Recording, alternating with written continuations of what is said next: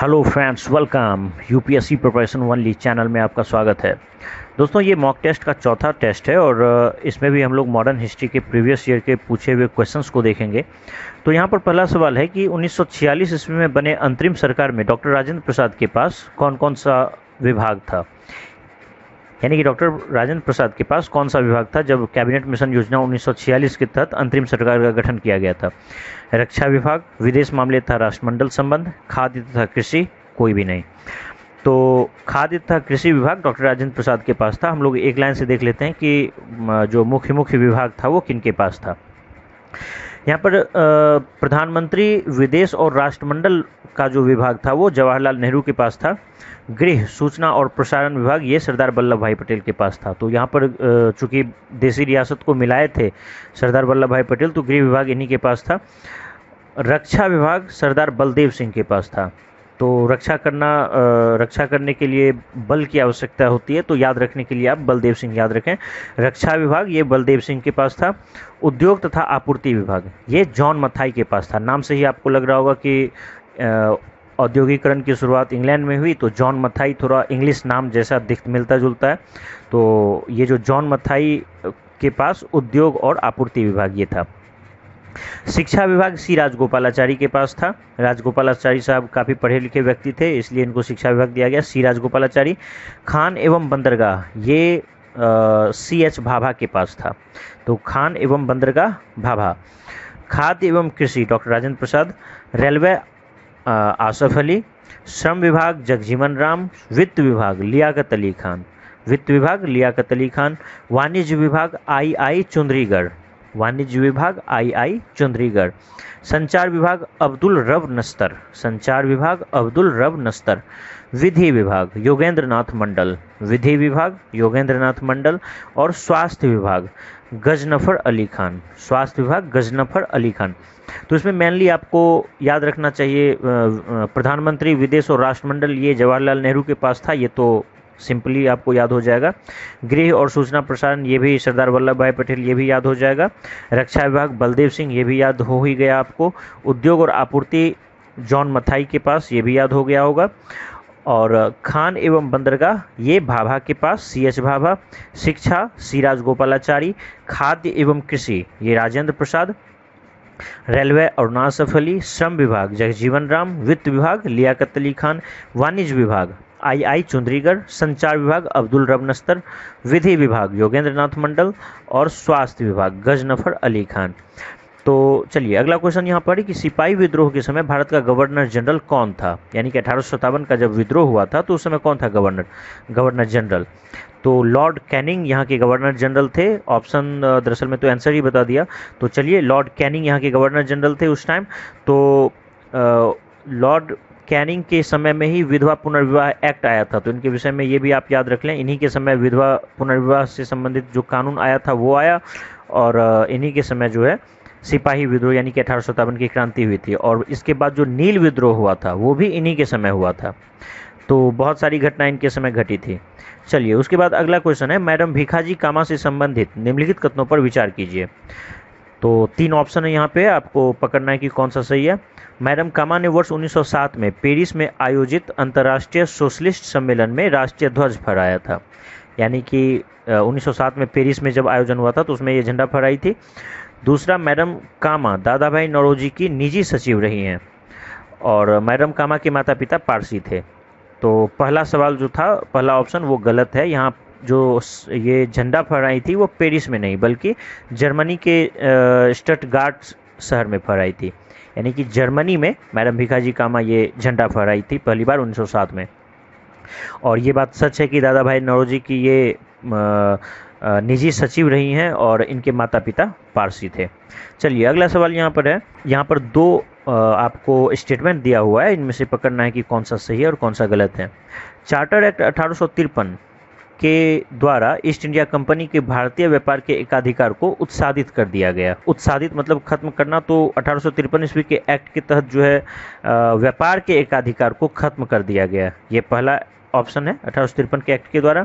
और दूसरा है कि गवर्नमेंट ऑफ इंडिया एक्ट 1858 यानी 1858 ईस्वी का जो एक्ट है उसके द्वारा ब्रिटिश संसद ने ईस्ट इंडिया कंपनी को पूर्णतः समाप्त कर भारत में सीधा शासन करने का उत्तरदायित्व ग्रहण किया। तो ये स्टेटमेंट आपको सही दिख रहा होगा, क्योंकि 1858 के ही एक्ट के द्वारा ईस्ट इंडिया कंपनी को पूरी तरह से खत्म कर दिया गया और सीधा भारत का शासन अंग्रेज सरकार जो है अपने हाथ में ले लिया।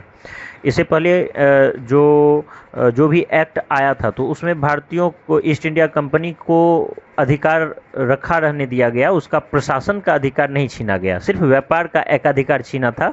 वो भी कब? 1835 ईस्वी के एक्ट के द्वारा, जब माफ़ कीजिएगा 1833 ईस्वी के एक्ट के द्वारा। 1813 ईस्वी के एक्ट में ईस्ट इंडिया कंपनी जो थी उसका चाय और चीन देश के साथ व्यापार का एकाधिकार केवल बना रहा, बाकी व्यापार का एकाधिकार छीन लिया गया था 1813 के एक्ट के द्वारा।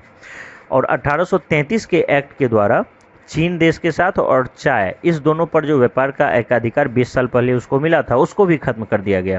यानी कि अब एकाधिकार इसका छीन लिया गया व्यापार का, लेकिन प्रशासन का अधिकार इसका बना रहा। प्रशासन का एकाधिकार सिर्फ और सिर्फ इसी के पास था, प्रशासन ये कर सकता था ईस्ट इंडिया कंपनी।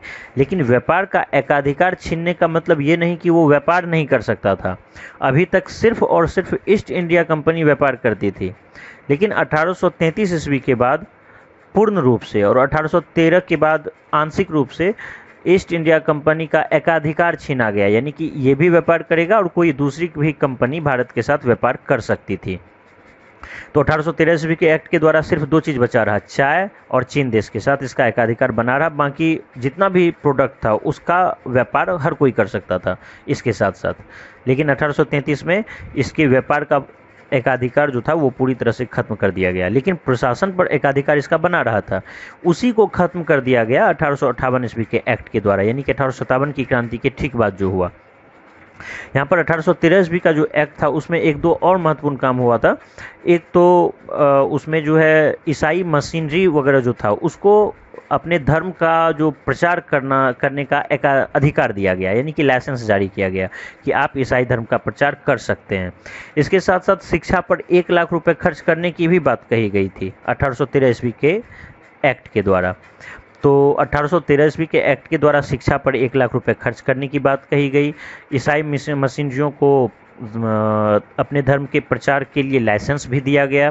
साथ ही साथ चाय और चीन देश के साथ व्यापार के एकाधिकार को छोड़कर बाकी एकाधिकार को खत्म कर दिया गया। लेकिन 1833 ईस्वी में ये एकाधिकार भी उसका खत्म कर दिया गया। इसके साथ साथ कुछ और भी काम हुआ था। इसमें लॉर्ड विलियम बेंटिक यहाँ के गवर्नर जनरल थे, तो उनके ही समय जो है एक भारत में विधि आयोग का गठन किया गया, जो कि यहाँ अलग अलग जो कानून था, हर प्रेसिडेंसी में अलग अलग कानून था, तो उसको एक बनाता। यानी एक ही सज़ा के लिए एक प्रेसिडेंसी में जो अपराध के लिए जो सज़ा थी, दूसरी प्रेसिडेंसी में हो सकता था उससे कड़ी सज़ा थी, तीसरी प्रेसिडेंसी में उससे भी कड़ी सज़ा थी या हल्की सज़ा थी। उसको एक बनाने के लिए एक विधि आयोग का गठन किया गया था और उसके ही चीफ थे लॉर्ड मैकाले। इन्हीं के समय जो है सती प्रथा का अंत किया गया था लॉर्ड विलियम बेंटिक के समय, हालांकि इस एक्ट के द्वारा नहीं हुआ था। 1829 ईस्वी में लॉर्ड विलियम बेंटिक सती प्रथा का खात्मा किए थे। तो 1833 ईस्वी के एक्ट के द्वारा चाय और चीन के एकाधिकार को भी खत्म कर दिया गया, सिर्फ प्रशासन का एकाधिकार बचा रहा। इसी के द्वारा बंगाल के गवर्नर जनरल को भारत का गवर्नर जनरल कहा जाने लगा। तो इस तरह से लॉर्ड विलियम बेंटिक, जो कि उस समय बंगाल के गवर्नर जनरल कहलाते थे, अब उनको भारत का गवर्नर जनरल कहा जाने लगा। तो आपको पूछा जाएगा कि बंगाल का अंतिम गवर्नर जनरल कौन? तो लॉर्ड विलियम बेंटिक।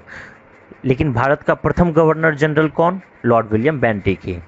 और इसी के द्वारा जो है दास प्रथा का भी अंत किया गया। 1833 ईस्वी के एक्ट के द्वारा ही दास प्रथा को खत्म करने वाला प्रावधान लाया गया, लेकिन ये खत्म फाइनली हुआ था 10 साल बाद 1843 ईस्वी में, 1843 में लॉर्ड एलनबरो के समय। तो ये सारी चीज़ों को आपको याद रखना है। 1833 ईस्वी के एक्ट में दास प्रथा को खत्म करने का प्रावधान लाया गया, फाइनली खत्म हुआ 1843 में एलनबरो के समय।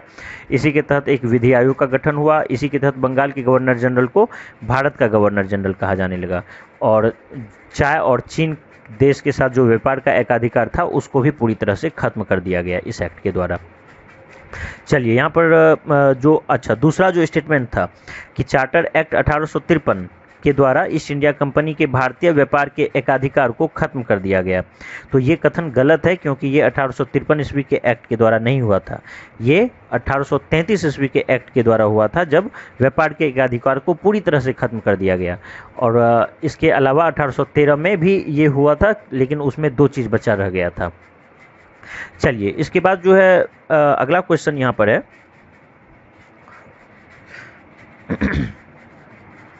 निम्नलिखित विद्रोहों में से किसको बंकिम चंद्र चटर्जी ने अपने उपन्यास आनंद मठ में उल्लेख करके प्रसिद्ध किया है?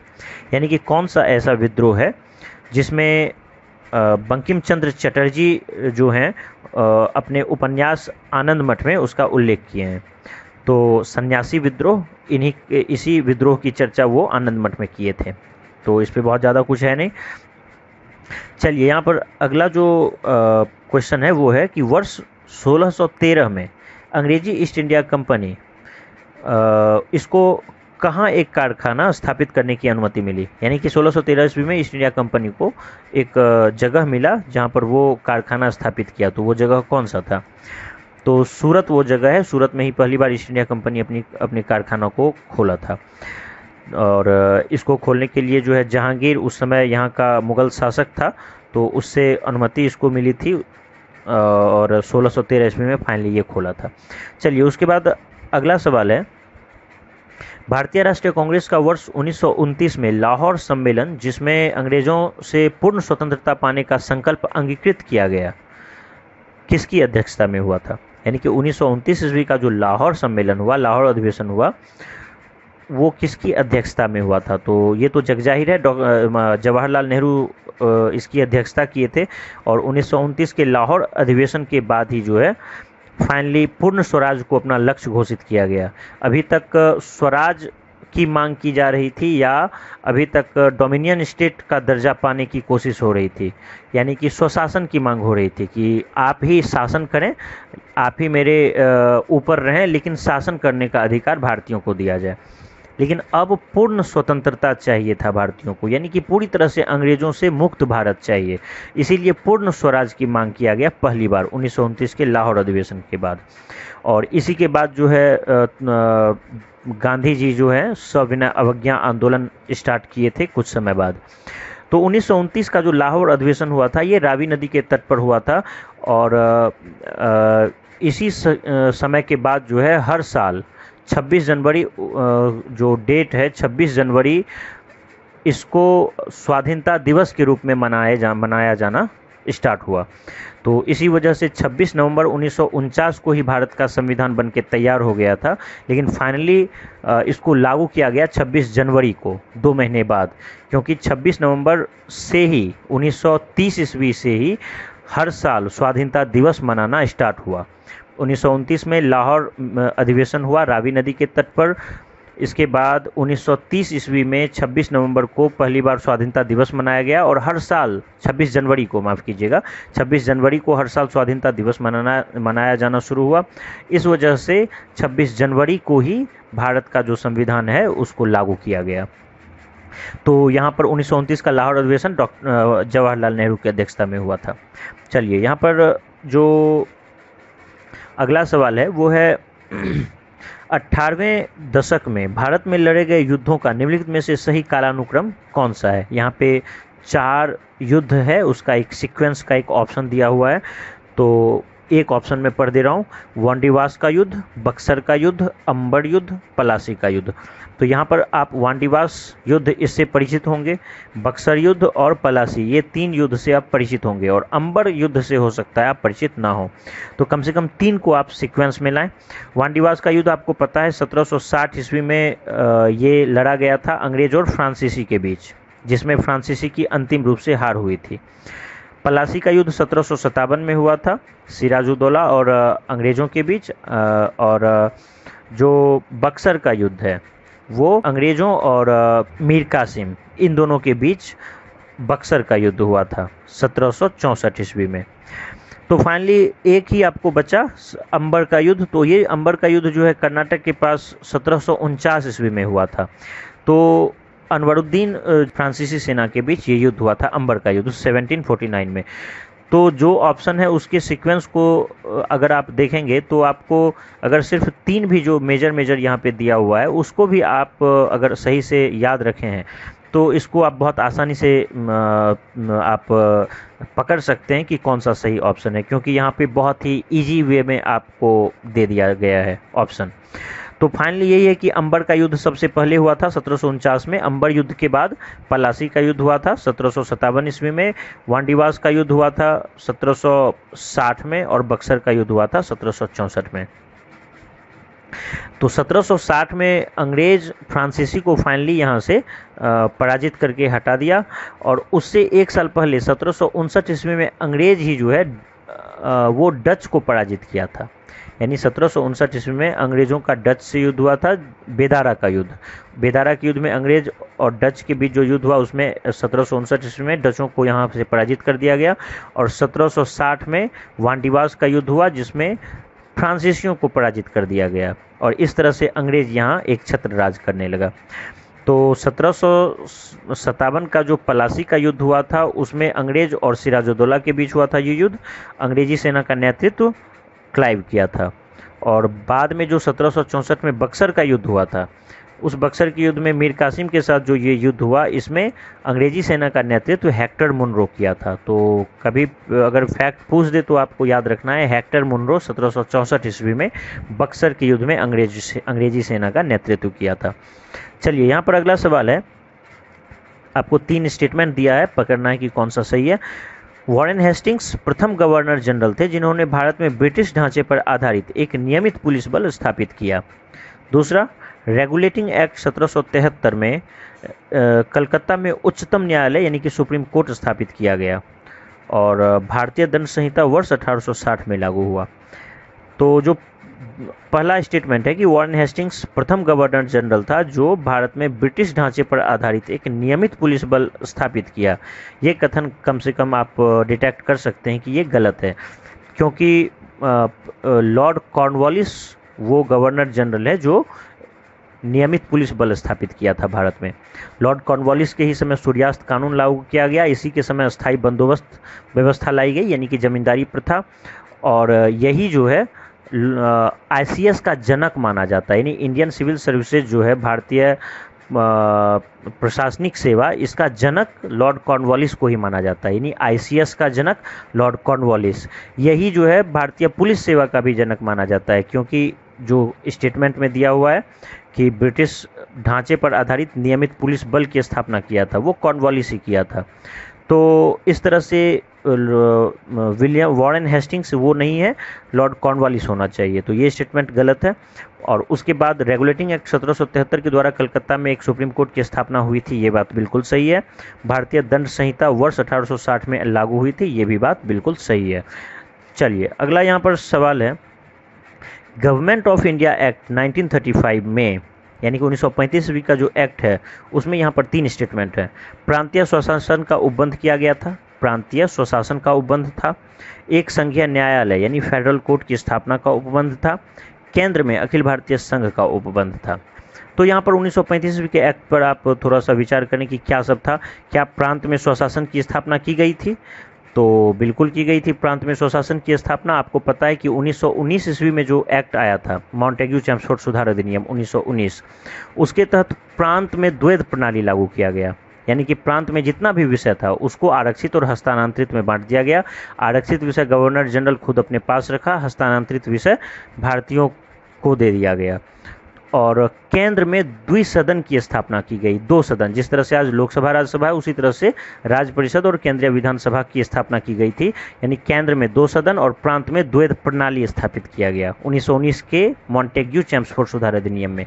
लेकिन उसके बाद 1935 ईस्वी के एक्ट में प्रांत में जो द्वैध प्रणाली था उसको खत्म करके उसको स्वायत्तता दे दी गई। यानी कि प्रांतीय किसी भी विषय पर अब गवर्नर जनरल या केंद्रीय सरकार कोई हस्तक्षेप नहीं करता। हर विषय पर कानून बनाने और उसको इम्प्लीमेंट करने का अधिकार भारतीयों को दिया गया। लेकिन उसको अब केंद्र में लागू कर दिया गया, यानी कि अब केंद्रीय विषय को आरक्षित और हस्तांतरित में बांट दिया गया और जो केंद्र था वो आरक्षित विषय को गवर्नर जनरल अपने पास रखा और जो हस्तांतरित विषय था उस पर भारतीयों को भी कुछ अधिकार मिला। तो इस तरह से प्रांतों में स्वायत्ता स्थापित हुई 1935 ईस्वी के एक्ट में। या आपको इस तरह से भी पूछा जाए कि प्रांत से द्वैत प्रणाली खत्म कर दिया गया इसी एक्ट के द्वारा, 1935 ईस्वी के एक्ट के द्वारा, लेकिन केंद्र में उसको लागू कर दिया गया था। इसको आपको ध्यान में रखना है। तो यही सवाल था।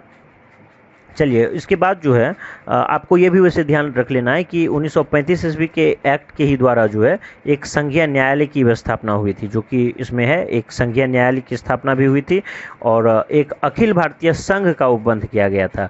यानी कि जितना भी ब्रिटिश प्रांत था, देसी रियासत था, इन सबको मिला के एक अखिल भारतीय संघ की स्थापना का प्रावधान इस एक्ट के द्वारा किया गया।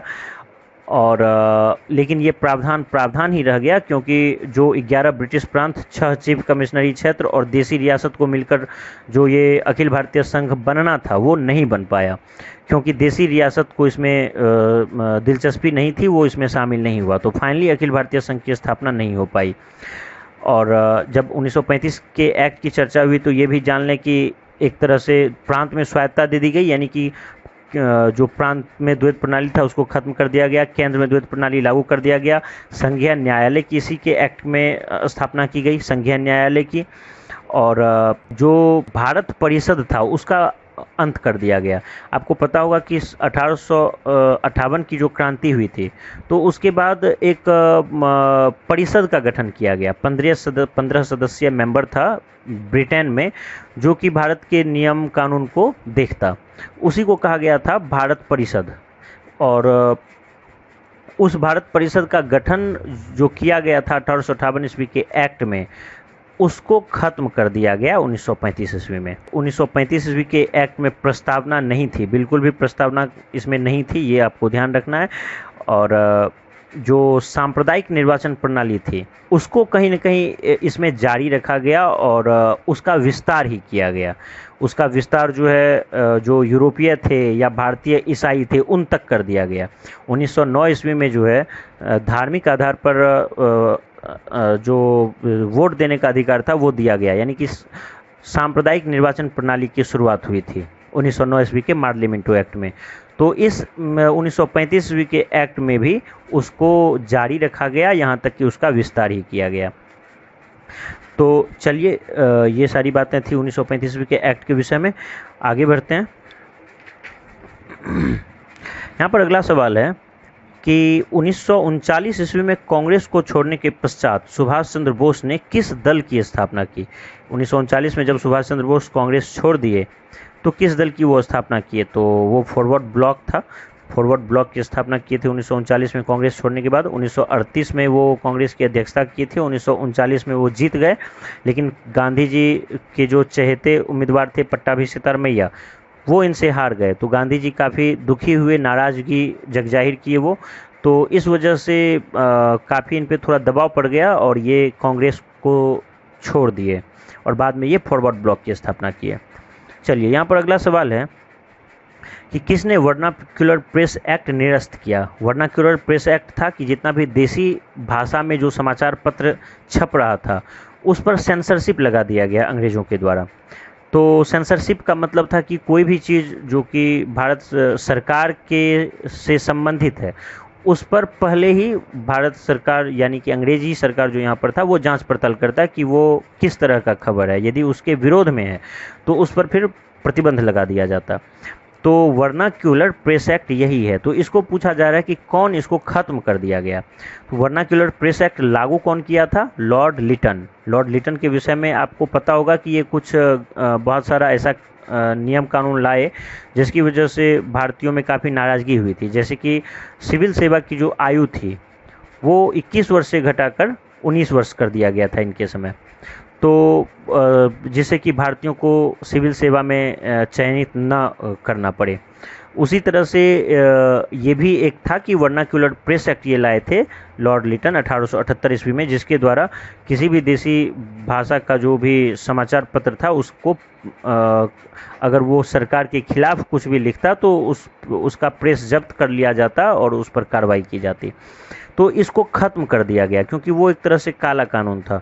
तो उसको ख़त्म किया गया। उसके बाद ठीक बाद जो गवर्नर जनरल आए थे लॉर्ड रिपन, उनके समय इसको ख़त्म कर दिया गया। वर्नाक्युलर प्रेस एक्ट को निरस्त किया गया लॉर्ड रिपन के समय 1882 में, 1882 में। और रिपन के ही विषय में आपको पता होगा कि इल्बर्ट बिल विवाद आया था, जिसमें भारतीय न्यायाधीश को भी अंग्रेज़ों का जो भी मुकदमा था उसको सुनने का अधिकार दिया गया था। तो इसका बहुत ज़्यादा विरोध किया गया था, बहुत आंदोलन चलाया गया था इंग्लैंड में कि इस तरह का बिल, एक काला भारतीय किस प्रकार एक गोरे अंग्रेज का मुकदमा सुन सकता है। इसके विरोध में बहुत आंदोलन हुआ। तो बाद में जो है ये इल्बर्ट बिल को वापस ले लिया गया था सरकार या ब्रिटेन के दबाव में। चलिए, यहाँ पर अगला सवाल ये है कि निम्नलिखित कथनों पर विचार करना है। 3 स्टेटमेंट है, पकड़ना है कि कौन सा सही है। ईश्वरचंद्र विद्यासागर ने महिलाओं की शिक्षा को प्रोत्साहित करने के प्रमुख उद्देश्य से कलकत्ता में बेथुन स्कूल स्थापित किए। ईश्वरचंद्र विद्यासागर क्या कलकत्ता में बेथुन स्कूल स्थापित किया था, ये सवाल है, और वो भी महिलाओं को की शिक्षा को प्रोत्साहित करने के लिए। दूसरा ऑप्शन है कि बंकिम चंद्र चट्टोपाध्याय कलकत्ता विश्वविद्यालय के प्रथम स्नातक थे। और तीसरा, केशव चंद्र सेन ने सती प्रथा के विरुद्ध अभियान के फलस्वरूप तत्कालीन गवर्नर जनरल ने सती प्रथा पर प्रतिबंध के लिए कानून बनाया। यानी कि केशव चंद्र सेन के ही प्रयास की वजह से उस समय का जो गवर्नर जनरल है वो सती प्रथा पर रोक लगाया। तो जो पहला स्टेटमेंट है वो बिल्कुल सही है। ईश्वरचंद्र विद्यासागर ही वो व्यक्ति थे जो कि कलकत्ता में बेथुन स्कूल की स्थापना किए। मैं इसको रिवर्स करके पूछूं तो बेथुन स्कूल की स्थापना कहाँ हुई थी? कलकत्ता में हुई थी। कौन किए थे? ईश्वरचंद्र विद्यासागर किए थे। लेकिन क्यों किए थे? महिलाओं की शिक्षा को प्रोत्साहित करने के लिए। बंकिम चंद्र चट्टोपाध्याय कलकत्ता विश्वविद्यालय के प्रथम स्नातक थे। प्रथम प्राचार्य, प्रधानाचार्य ऐसा कुछ नहीं, प्रथम स्नातक, फर्स्ट ग्रेजुएट थे ये बंकिम चंद्र चट्टोपाध्याय। और तीसरा जो, तो ये भी स्टेटमेंट सही है। और तीसरा जो स्टेटमेंट था कि केशव चंद्र सेन के ही प्रयास से उस समय का गवर्नर जनरल सती प्रथा को रोका, तो बिल्कुल ये गलत है, क्योंकि केशव चंद्र सेन वो नहीं थे बल्कि राजा राम मोहन राय थे। 1828 में राजा राम मोहन राय ब्रह्म समाज की स्थापना किए थे। और आपको मैं अभी अभी बताया था कि सती प्रथा का अंत 1829 ईस्वी में 1829 में किया गया था लॉर्ड विलियम बेंटिक के द्वारा। तो 1829 ईस्वी में जब बेंटिक यहाँ पर मौजूद थे, उसी समय राजा राम मोहन राय काफ़ी प्रयास किए थे सती प्रथा को ख़त्म करने का। तो इन्हीं दोनों के प्रयास से 1829 ईस्वी में फाइनली सती प्रथा को रोक दिया गया। उससे जुड़ा हुआ, उस पर प्रतिबंध लगाने से जुड़ा हुआ कानून लाया गया था। चलिए, यहाँ पर जो अगला सवाल है वो है कि प्रथम गोलमेज सम्मेलन में डॉक्टर अंबेडकर ने दलित वर्ग के लिए अलग निर्वाचक मंडल की मांग रखी। क्या ये सही है या गलत है? हालांकि एक ही साथ हम लोग विचार करते हैं, क्या प्रथम गोलमेज सम्मेलन में भीमराव अंबेडकर साहब वो दलित वर्ग के लिए क्या अलग निर्वाचक मंडल की मांग किए थे? बिल्कुल ऐसा वो नहीं किए थे, क्योंकि वो ऐसा द्वितीय गोलमेज सम्मेलन में किए थे। यानी कि द्वितीय गोलमेज सम्मेलन जब आयोजित हुआ था उसमें वो अलग निर्वाचन मंडल की मांग किए थे दलितों के लिए। जिस तरह से 1909 में मुसलमानों के लिए पृथक निर्वाचन प्रणाली की शुरुआत हुई थी, उसी तरह से दलितों के लिए भी ये पृथक निर्वाचन प्रणाली की शुरुआत करने की मांग की है। पृथक निर्वाचन प्रणाली एक ऐसी व्यवस्था है जिसके तहत जिस भी क्षेत्र में अगर मान लीजिए कि कोई क्षेत्र मुस्लिम क्षेत्र घोषित किया गया है मुसलमानों के लिए, तो वहाँ से जो उम्मीदवार खड़ा हो सकता है वो भी मुसलमान ही खड़ा होगा, और जो वोट डालने का अधिकार है वो भी मुसलमानों को ही वोट डालने का अधिकार है। यानी कि अभी की जो व्यवस्था है, मान लीजिए अभी भी इस तरह की व्यवस्था है कि किसी क्षेत्र को, मान लीजिए पंचायत चुनाव ही होता है, तो किसी क्षेत्र को मान लीजिए दलित क्षेत्र घोषित कर दिया गया, तो वहाँ से जो भी उम्मीदवार खड़ा होगा वो दलित ही कोई होगा। लेकिन वोट हर कोई दे सकता है आज के टाइम में। लेकिन जब पृथक निर्वाचन प्रणाली में ये व्यवस्था होती है कि वहाँ से खड़ा भी वो दलित ही होगा और वोट डालने का भी अधिकार दलितों को ही दिया जाएगा, तो बाकी जो वर्ग है वो एक तरह से बिल्कुल वंचित समुदाय बन जाता है। यानी कि उसका वो एक तरह से प्रतिनिधि तो है, लेकिन उस प्रतिनिधि को चुनने में बाकी समुदाय की कोई भूमिका ही नहीं है। तो ये गड़बड़ नियम है जिसको आप गलत कर सकते हैं। तो इसी को लागू किया गया था 1909 के मार्लेमिंटो एक्ट के द्वारा, जिसमें मुसलमानों को पृथक निर्वाचन प्रणाली की व्यवस्था दी गई, और उसी चीज़ों की मांग कर रहे थे भीमराव अंबेडकर। तो इनका उद्देश्य सिर्फ इतना था कि दलितों पर जो शोषण अत्याचार हो रहा था या उसका प्रतिनिधित्व बाकी समुदाय की तुलना में काफ़ी कम था, तो उसको प्रतिनिधित्व उसका बढ़ाया जाए, यही वजह था। लेकिन अंग्रेज इसका दूसरे तरीके से इस्तेमाल करने की कोशिश करता रहा शुरू से ही लास्ट तक, ताकि वो भारतीयों को तोड़ के रख सके। तो जो यहाँ पर सवाल है उस पर आते हैं कि क्या प्रथम गोलमेज सम्मेलन में वो दलितों के लिए पृथक निर्वाचक मंडल की मांग की थी? तो नहीं, वो द्वितीय गोलमेज सम्मेलन में किए थे।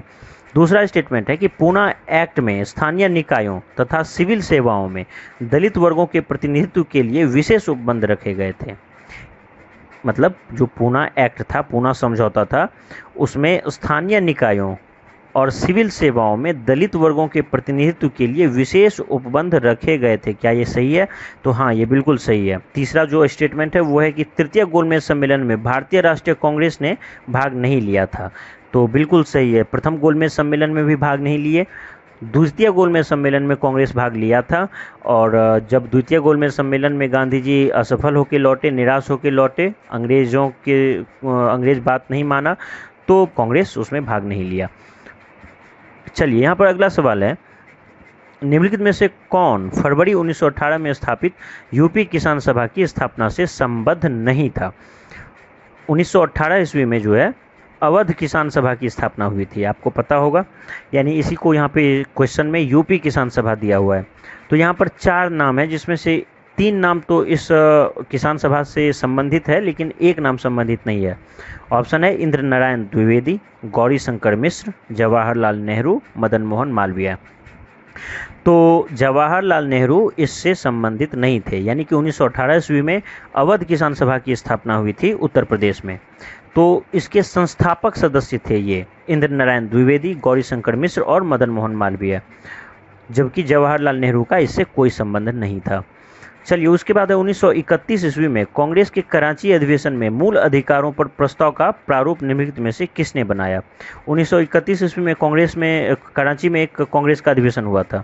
तो यहाँ पर जो है मूल अधिकार से संबंधित जो प्रस्ताव था उसका प्रारूप कौन तैयार किया था? तो आप जान लीजिए कि मूल अधिकार का जो प्रारूप है वो पंडित जवाहरलाल नेहरू जो है वो तैयार किए थे, जो कि अमेरिकी संविधान पर आधारित था। तो जवाहरलाल नेहरू के ही द्वारा जो है ये मूल अधिकार से संबंधित चीज़ों को फाइनली प्रारूपित किया गया था। और 1931 ईस्वी में जो कराची में अधिवेशन हुआ था, इसकी अध्यक्षता सरदार वल्लभ भाई पटेल किए थे। शहीद भगत सिंह को जस्ट इससे पहले फांसी दे दी गई थी। तो इस वजह से गांधी इरविन समझौता हुआ था। दरअसल थोड़ा सा पीछे आते हैं, प्रथम गोलमेज सम्मेलन में कांग्रेस भाग नहीं लिया था, तो द्वितीय वो एक तरह से असफल सा हो गया। तो अंग्रेज़ सरकार जो है वो उस समय यहाँ के गवर्नर जनरल लॉर्ड इरविन थे, तो उस पर दबाव बनाया गया कि आप किसी भी तरीके से बाकी जो भी भारत के नेता हैं, कांग्रेस के नेता हैं, उनको तैयार कीजिए, उनको सहमत कीजिए कि वो द्वितीय गोलमेज सम्मेलन में हिस्सा लें। तो उस समय अधिकांश नेता जेल में बंद थे। आपको पता होगा कि ठीक इससे पहले सविनय अवज्ञा आंदोलन 1930 ईस्वी खत्म हुआ था, जिसमें जो भी बड़े बड़े नेता थे उसको पकड़ के जेल में डाल दिया गया था। तो गांधी जी को रिहा किया गया और गांधी और इरविन में जो है वार्तालाप हुआ, समझौता हुआ, जिसके तहत गांधी जी की कुछ मांगों को मान लिया गया इरविन के द्वारा। तब गांधी जी रेडी हो गए वहाँ पर द्वितीय गोलमेज सम्मेलन में हिस्सा लेने के लिए। इसी समय भगत सिंह को फांसी देने की बात हुई थी। तो गांधी जी बिल्कुल भी ये डिमांड नहीं किए इसके सामने इरविन को कि आप भगत सिंह को माफ़ कर दीजिए या उसको छोड़ दीजिए। इस वजह से भारतीयों में काफ़ी गुस्सा था गांधी जी के प्रति। यदि गांधी जी उस समय चाहते तो वो भगत सिंह को छुड़वा सकते थे इरविन से, लेकिन वो ऐसा नहीं किए। तो उसके ठीक बाद जो 1931 ईस्वी में कराची में सम्मेलन हुआ, तो गांधी जी को काफ़ी परेशानी का सामना करना पड़ा। इनको काला झंडा दिखाया गया, इनका काफ़ी विरोध हुआ था। और तो यही सारी बातें थी। तो गांधी जी क्यों ऐसा नहीं किए, क्यों भगत सिंह को छोड़ने की बात नहीं किए, उसका लंबा इतिहास है। दरअसल गांधी जी का जो सिद्धांत रहा है, अगर वो इरविन को बोलते तो निश्चित रूप से इरविन के सामने जो परिस्थिति थी वो 1000 भगत सिंह को छोड़ सकता था उस समय। लेकिन वो ऐसा गांधी जी डिमांड नहीं किए, क्योंकि जो एक तारतम्यता थी या एक शुरू से जो रिदम बना हुआ था आंदोलन का, किसी भी तरीके से गांधी जी अपने सिद्धांत से यदि समझौता कर देते तो एक गलत मैसेज जाता कि गांधी जी या भारतीय जो भी नेता हैं वो मौका परस्त हैं, अपॉर्चुनिस्ट हैं, समय को देखते हुए बदल जाते हैं। तो आंदोलन की जो रूपरेखा थी वो कमज़ोर पड़ सकती थी। इसीलिए ये काफ़ी दुख के साथ ये निर्णय लिया गया था कि भगत सिंह की चर्चा नहीं की जाएगी। तो फाइनली भगत सिंह को नुकसान यानी कि फांसी दे ही दी गई, लेकिन इससे जो उनकी कुर्बानी थी वो सफल हुआ। जिस वजह से भगत सिंह की जो सपना था, जिस वजह से वो जेल गए या उनको फांसी हुई, वो वजह पूरा हुआ। तो ये कहीं न कहीं भारतीयों की या पूरे देश की जीत थी कि गांधी जी के आने वाले जितने भी आंदोलन थे वो सफल हुए। लेकिन कहीं न कहीं उस समय के हर राजनेता को देश में पूरा एक उबाल था कि भगत सिंह को छोड़ने की बात की जाए, लेकिन परिस्थिति और मजबूरी ऐसी थी कि ऐसा नहीं किया गया। तो चलिए, उसके बाद जो अगला सवाल है वो ये है कि निम्नलिखित में से कौन सा एक क्षेत्र 1857 ईस्वी के विद्रोह से प्रभावित नहीं था। देखिए, झांसी, जगदीशपुर, लखनऊ, चित्तौड़, इन 4 क्षेत्रों में से कौन सा एक क्षेत्र था जो प्रभावित नहीं हुआ 1857 की क्रांति से। तो झांसी प्रभावित था क्योंकि आप इसका नाम सुने हैं, रानी लक्ष्मीबाई वहाँ की नेतृत्व करता रही हैं। जगदीशपुर यहाँ का नेतृत्व कुंवर सिंह किए, तो ये भी इसका मतलब है कि इससे प्रभावित था। लखनऊ, बेगम हजरत महल, आप इनका नाम सुने होंगे, इस वजह से ये भी प्रभावित था। तो चौथा ऑप्शन चित्तौड़ है। इस वजह से आप ये अनुमान लगा सकते हैं कि चित्तौड़ वो क्षेत्र है जो 1857 के विद्रोह से प्रभावित नहीं था। यहाँ पर है कि कुंवर सिंह 1857 ईस्वी में विद्रोह के प्रमुख नायक थे, वे कहाँ से संबंधित थे। तो अभी जस्ट मैं बता ही दिया, ये ठीक उसी साल का सवाल है जो जिस साल का मैं अभी पिछला पूछा हूँ। देखिए, रिपीट भी इनडायरेक्टली कर दिया। कुंवर सिंह फाइनली 1857 ईस्वी के विद्रोह में बिहार का नेतृत्व कर रहे थे, बिहार के जगदीशपुर क्षेत्र का। तो जगदीशपुर के ये एक तरह से स्थानीय जमींदार थे कुंवर सिंह उस समय, तो वहाँ का वो नेतृत्व किए थे। तो ये सवाल हो गया। चलिए, उसके बाद अगला सवाल यहाँ पर है कि 3 ऑप्शन दिया है और मैच करना है आपको कि चंपारण सत्याग्रह ये राजेंद्र प्रसाद से संबंधित है क्या, ऐसा पूछ रहा है आपको। तो हाँ, ये संबंधित है, बेशक गांधी जी से संबंधित है, लेकिन गांधी जी के बहुत ही निकटतम सहयोगी रहे चंपारण सत्याग्रह में राजेंद्र प्रसाद। तो चंपारण सत्याग्रह राजेंद्र प्रसाद से संबंधित था। उसके बाद खेरा सत्याग्रह वल्लभ भाई पटेल, बिल्कुल, क्योंकि खेरा सत्याग्रह में जो है गांधी जी का जो निकटतम सहयोगी थे वो सरदार वल्लभ भाई पटेल रहे। और अहमदाबाद मिल श्रमिक आंदोलन मोरारजी देसाई, तो बिल्कुल नहीं, मोरारजी देसाई तो बहुत बाद में हुए, इससे बिल्कुल वो संबंधित नहीं थे। तो अहमदाबाद मिल हड़ताल जो है वो भी गांधी जी के ही नेतृत्व में हुआ था, तो मोरारजी देसाई ये ऑप्शन गलत है। चलिए, उसके बाद जो अगला सवाल है वो है कि भारत छोड़ो आंदोलन प्रारंभ करने के पहले महात्मा गांधी ने 3 स्टेटमेंट है, आपको पकड़ना है कौन सही कौन गलत।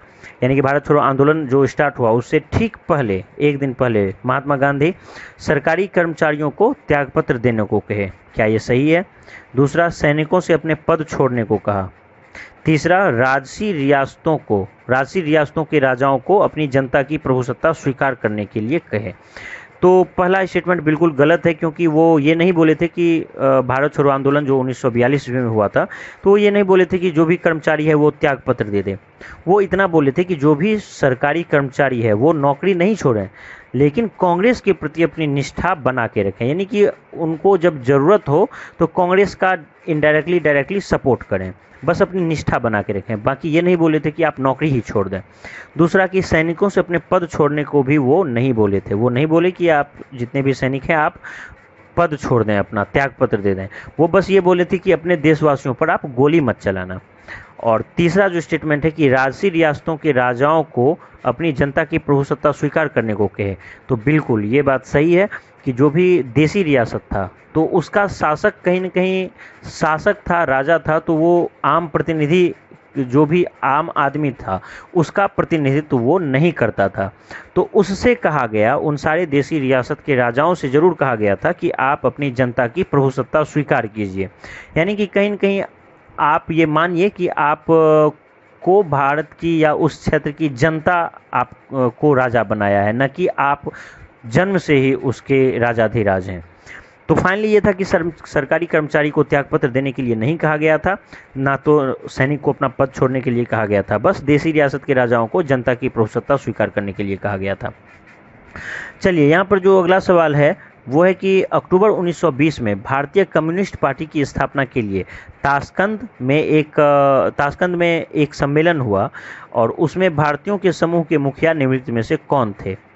यानी कि अक्टूबर 1920 ईस्वी में ताशकंद में एक सम्मेलन हुआ था भारतीय कम्युनिस्ट पार्टी का, तो उसमें कौन जो है भारत का नेतृत्व किया था।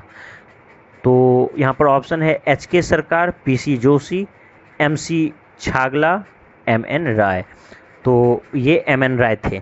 MN राय भारतीय कम्युनिस्ट पार्टी की जो स्थापना हुई तो उसके लिए 1920 ईस्वी में वो ताशकंद गए थे। तो भारतीय कम्युनिस्ट पार्टी के संस्थापक MN राय ही थे।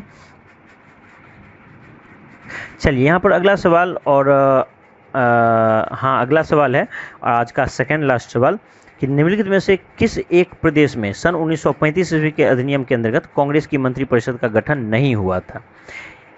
यानी कि 1935 ईस्वी के एक्ट के द्वारा चुनाव हुआ, यानी कि चुनाव करवाया गया, तो उसमें 3 क्षेत्र ऐसा यहाँ पर ऑप्शन में है जिसमें कांग्रेस की सरकार बनी और एक क्षेत्र था जहाँ पर कांग्रेस की सरकार नहीं बन पाई। बिहार, मद्रास, उड़ीसा, पंजाब। तो बिल्कुल बिहार में, मद्रास में और उड़ीसा में कांग्रेस की सरकार बनी थी, जबकि पंजाब में कांग्रेस की सरकार नहीं बनी थी।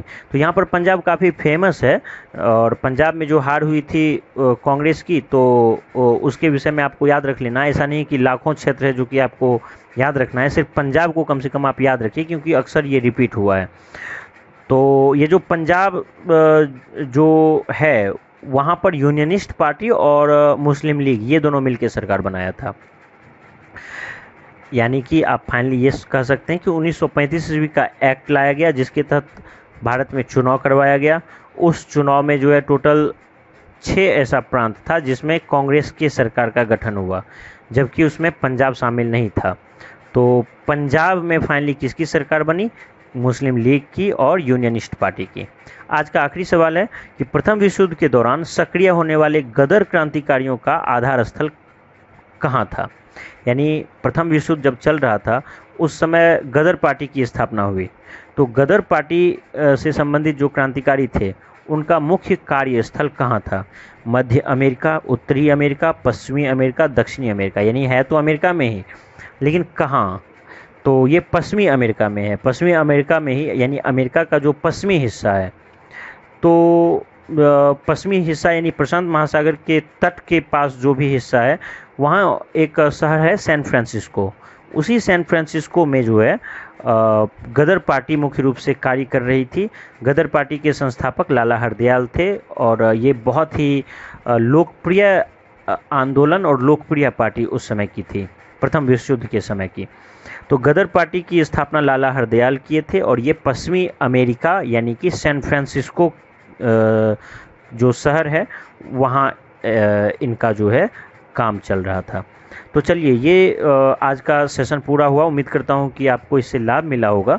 यदि आपके मन में कोई सवाल है तो आप क्वेश्चन करें, मैं उसका जवाब देने की कोशिश करूँगा और अधिक से अधिक प्रयास करें कि आप इसको याद रखने की कोशिश करें ताकि आप एग्ज़ाम में ज़्यादा से ज़्यादा क्वेश्चन सॉल्व कर सकें।